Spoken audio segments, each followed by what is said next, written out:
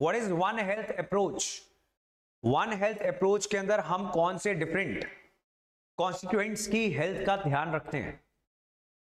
One health approach, number one is human health, number two is animal health, and third one is what? So this is the most important thing when it comes to the global healthcare sector.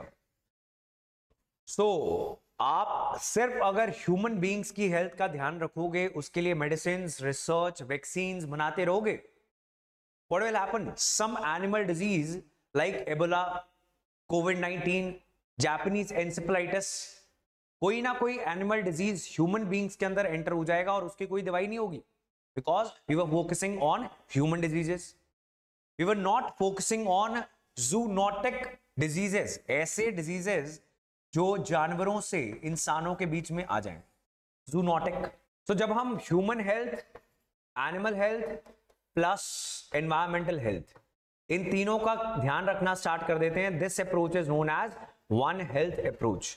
एक बहुत पुराना concept है, लेकिन जब कोविड-19 से लाखों लोग मर गए, करोड़ों रुपए का नुकसान हो गया, billions and trillions of dollars का नुकसान हो गया, फिर हमें ये चीज बहुत इंपॉर्टेंट लगी. सो करना क्या है एंड इसकी जरूरत क्यों है? सबसे पहले तो ये बात है कि why do we need one health approach now.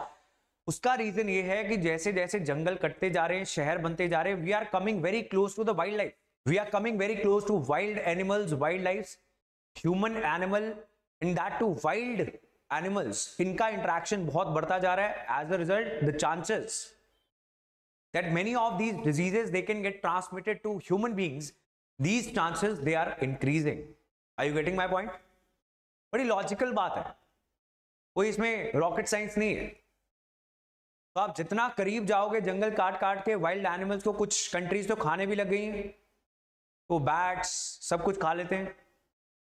और World Health Organization constantly warns these countries don't, and then you people need to keep the markets very clean, neat and clean if you want to eat the wild animals. लेकिन China ने नहीं सुना और Wuhan की एक animal market से कोविड-19 start होता हुआ सारी दुनिया को हिला के रख देता है.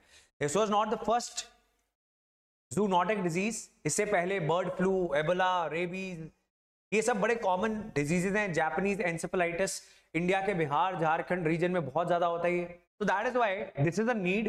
और आपको वन हेल्थ अप्रोच भी पता लग गया, और आपको ये भी पता होना चाहिए हिस्टोरिकली बहुत सारे लोग बोल चुके हैं कि हमें लाइन ड्रॉ नहीं करनी चाहिए ह्यूमन और एनिमल हेल्थ के बीच में, because for the nature we are one, we are just another species. So diseases they can mutate, they can evolve, they can change their form and they can transmit from one organism to the other. सो अभी क्या करना चाहिए? करना ये चाहिए कि different जो मिनिस्ट्रीज हैं, डिपार्टमेंट्स हैं, उनको एक दूसरे के साथ मिलकर काम करना चाहिए. Like the ministry of health and family welfare, fisheries, animal husbandry, dairying, environment ministry, science and tech ministry, ये सब एक साथ मिलकर अगर रिसर्च करेंगे, कोलैबोरेट करेंगे, अपने रिसोर्सेज को पूल करेंगे, only then we will be able to find some solution to all these upcoming diseases that we are going to face for sure. So COVID-19 was not the last one.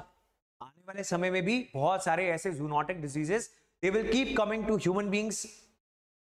So अगर एक holistic approach के साथ हम नहीं चलेंगे, we are going to face similar pandemics in the future. अगर pandemic को आपको डील करना है तो अराउंड $30 बिलियन आपके एक साल में लग जाते हैं. अगर आपको वन हेल्थ अप्रोच के साथ चलना है तो आपका खर्चा होगा साल का $10 million, right? So 10 billion versus 30 billion, 3 times. So we should be spending on what? On one health approach, and government of India is working on this, not after pandemic, before that. 2006 से हम काम कर रहे हैं इसके ऊपर. एक standing committee बनाई गई on zoonosis by the ministry of health and family welfare. 2021 में डिपार्टमेंट ऑफ बायोटेक्नोलॉजी ने इंडिया का पहला consortium on one health launch किया. बहुत सारी organisations are working already in this field. Bill Gates कई सालों से वॉर्न कर रहे थे. बिल गेट्स आपको पता है कौन है? बता दो जरा बाकियों को जिनको नहीं पता. सो बिल गेट्स, उनकी एक फाउंडेशन है bill and Melinda Gates foundation. अभी तो तलाक हो गया लेकिन फाउंडेशन इज स्टिल वर्किंग. सो उनकी और उनकी वाइफ की फाउंडेशन है, उनकी सपोर्ट के साथ कर्नाटका उत्तराखंड के अंदर कुछ पायलट प्रोजेक्ट्स भी स्टार्ट हो चुके हैं 2022 से। Department of animal husbandry and dairy is running these. So these are just the initial steps that we are taking. होना क्या चाहिए, डिफरेंट डिपार्टमेंट्स को कम्युनिकेट करना है, फिर कोलैबोरेट करना है एक दूसरे के साथ, कोऑर्डिनेशन सेट करनी है कि कौन सा काम कौन करेगा, कौन बेस्ट काम कर सकता है, वो काम in an integrated manner, coordinated manner, ये सभी डिपार्टमेंट्स और मिनिस्ट्रीज को वन हेल्थ अप्रोच के ऊपर काम करना स्टार्ट करना है।